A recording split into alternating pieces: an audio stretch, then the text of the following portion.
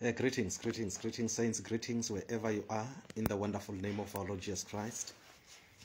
I want to take this time to greet and to welcome you this morning to this wonderful program we are calling the Morning Motivation. Of course, it is a morning motivation because we are coming to you live with the very purpose of keeping you motivated and strengthened in the faith. And we thank God so much for you. We thank God that you woke up. We thank God so much that you are alive, spirit, body, and soul. You are alive, and the grace of God is so much upon your life. Be greeted and be welcome. If you are joining us for the first time, it's Pastor Mkachwa here from Logos Diplomats, and that is the name of our church. And we thank God so much. We thank God so much that He has allowed us this morning to come into this platform with the very purpose of bringing you God's word. You see, if you are born again, if you are a child of God, I want you to understand that you do not have to live in fear. You do not have to be afraid of anything whatsoever. It doesn't matter what its name is called. Never be afraid of it. Because the fact that you are born again tells you that you are on God's side. Because to be born again simply means to belong to God. Before you were born again or before you were saved, you didn't belong to God. You belonged to the devil. Because, of course, you were born with the sin of Adam, that inherent sin. It was upon your life.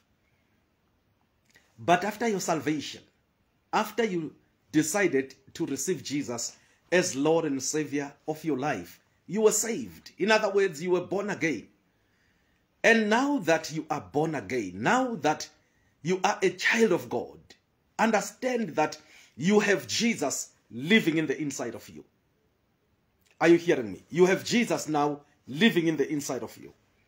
And because you have Jesus living in the inside of you, it tells you that you are continually victorious. You are continually living your life in total victory. I want to read a very beautiful scripture to you this morning, from the book of Colossians, chapter number 2. And I will read verse number 6, 7. Those two verses. The book of Colossians, chapter number 2, verses number 6 and verse number 7. So, I want you to know that you are now in Christ.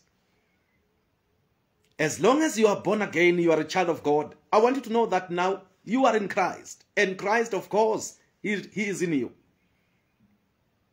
You see now. Because according to the Gospel of St. John, chapter number 1 and verse number 12, He said, "But as many as received Him, to them gave He power to become the sons of God, even to them which believe on His name." So if you received Him, that means in the now, He is inside of you by the power of the Holy Spirit, of course. He lives in the inside of you. If you received Jesus, to receive something, it means to take possession of it. It is now in you or with you. You received it to be with you. You see now. So the word of God declares that as many as received Him, meaning that in the now, Jesus Christ is in you. You received Him into your inner man, into your heart. Because, of course, when we speak of the heart, we are not speaking of this blood pumping organ. Rather, we are speaking of the inner man, the real you. That is your heart, the real you. You see now. So Jesus lives in your spirit. He lives in the inside of you. That's why He talks with you. He gives you His ideas. He gives you His opinions. He gives you His word. Because He lives in the inside of you. And that is not all. That is not all. You are also in Christ. Because now, receiving Jesus to be Lord and Savior of your life, you are taken also into Him.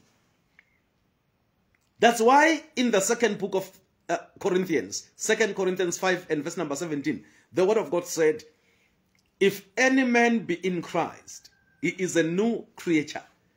Then He said, "All the things old things are passed away, and behold, all things are become new. Why? Because now you are in Christ. Oh, this is incredible. This is beautiful. He said, if any man be in Christ, he is a what? A new creature. Old things are passed away. Behold, all things are become new. So, in the now, you have received Jesus to be in your life. You have received Jesus. He lives in your spirit. But on the other hand, wow, I love this. On the other hand, you are in Christ. You are in him and he is in you. Are you seeing that? You are in him and he is in you. That's why if you are born again, you are no longer pointing to heaven to say Jesus is up there. No, you say he is inside me. He is living in the inside of me. And on the other, that very same time, you also are in him. You remember what he said to his disciples in the book of John chapter number 14. He said, don't you believe that I am in the Father and the Father is in me? Then he said, or else believe because of the works that I do. That is the story of the born again. That is the story of the one who is saved, of the one who knows Jesus as their Lord and Savior. They have received Jesus, and on the other hand, Jesus is in them. They are in Jesus, and Jesus is in them. But listen to what Paul said in the book of Colossians chapter number 2 and verse number 6. As you have therefore received Jesus Christ, the Lord, so walk ye in him. Verse number 7, rooted and built up in him and established in the faith, as you have been taught, abounding therein with thanksgiving. Wow. He says, as you have therefore received Jesus Christ, or Christ Jesus, the Lord, so walk in him. As you have received him. In other words, you have accepted him into your spirit. He tells you, as you have accepted Jesus Christ into your spirit, so walk ye in him. That is the part that many Christians are still lacking. Walking in Christ. They are still walking in people's opinions. They are still walking in their feelings. They are still walking in their own opinions. And they think that their opinions are final, because maybe doctors has told them that this and that is going to happen, and they believe it. But Paul here teaches us something different. He says, as you have received Jesus the Lord, so walk ye in him. In other words, never walk on your own understanding. Never walk on other people's opinions about your life. Walk in Christ. How do you do that? When you walk in Christ, you discover from his word what he has said about your life. Then you start implementing it in your life. Not your feelings, not other people's feelings, not your opinions, nor other people's opinions. No, you live your life according to God's word. And that's what it means to walk in Christ. How are you then going to do it? Now, look at verse number 7. Colossians 2 and verse number 7. He says here, rooted and built up in him. That is the first one. You are to be rooted in Christ and to be built up in him. Just like that big tree outside there. It is so huge. At times, it may reach 50 meters tall, 40 meters tall, 30 meters tall. It depends on the size of the tree. The writer tells you that, listen, now that you are in Christ, you ought to be rooted and built up, just like that tree. The secret of the tree, for it to grow taller and taller and taller, and never be destroyed by winds and storms, is because it develops roots underneath the ground, long roots that are balancing the whole thing, the whole tree. The strength of the tree is on the root, not on the branches, but rather down on the ground. The invisible part of the tree is what keeps the tree strong and powerful. Now listen to this. The invisible part of the tree, it's what keeps the tree strong and powerful.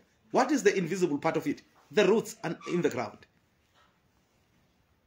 Then Paul tells you, you are to be rooted and built up in Christ. In other words, he tells you, listen, the invisible part of your Christian life should always be rooted and built up in Christ. What does it mean then? In other words, the invisible part of your life, your prayer life, your studying of the Word of God, your faith should always be strengthened and be deepened. Your prayer life, your studying of the Word, and your faith should always be strengthened. Never forget that. Once they are strengthened, then you are not going to live your life according to people's opinions. Rather, you are going to live your life according to God's will for your life. Pray more, study more of the Word, and believe more. Then he says, and established in the faith. In other words, in Zulu, we have the word zinza. Be established in the faith. Be immovable in the faith.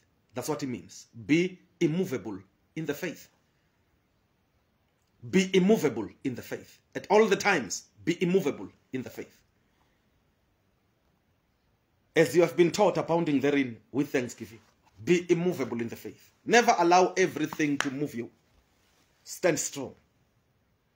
And of course, at all the times, be immovable. Thank you so much for joining us. Thank you.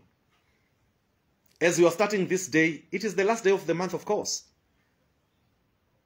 Remember, as you have received Jesus Christ, the Lord, walk in Him. Be rooted and be very, very strong in the faith. Be established in the Lord. Never allow anyone or anything to move you. Remain strong. Finish this month in style as you are starting your work week. Praise God, kids are closed at school. Those ones of you are at work. Remain strong. Know that Satan will never fold his arms and watch you succeed. No, he is going to challenge your faith time and again, but remain strong. Know that you are destined for greatness. Know that whatever happens in your life happens for a reason, but remain strong in the faith. Hallelujah. Thank you. Let me quickly say a word of prayer for you. Father, in the name of Jesus, I pray for everyone watching us this morning. I release your grace upon them. I pray that the power of God is at work upon them. The glory of God is revealed and made manifest upon them. Wherever they are, I declare that they are winning. They are progressing. They are victorious. In the mighty name of Jesus Christ, we have prayed. Amen. Thank you, saints. Thank you. Thank you. My pastor, thank you so much. Of course, we are back. We should have been back last night. Unfortunately, the network last night was against us. We were ready to go live, but the network said no. So, yeah, we are back. And we believe the network also will be improving this week. I noticed that at Locos Diplomats Facebook page, we just disconnected. Network is not so good. So, of course, we are back. See you tonight at 7 p.m. We hope that we are going to have network improvements also this day. Hallelujah. Thank you so much, saints. Thank you, my pastor. Thank you for joining us. Every one of you who joined us this morning, thank you so much. May the Lord richly, richly bless you. Have a blessed day, successful day, a winning day, a victorious day, wherever you are, in Jesus' name. Amen. Thank you. God bless you.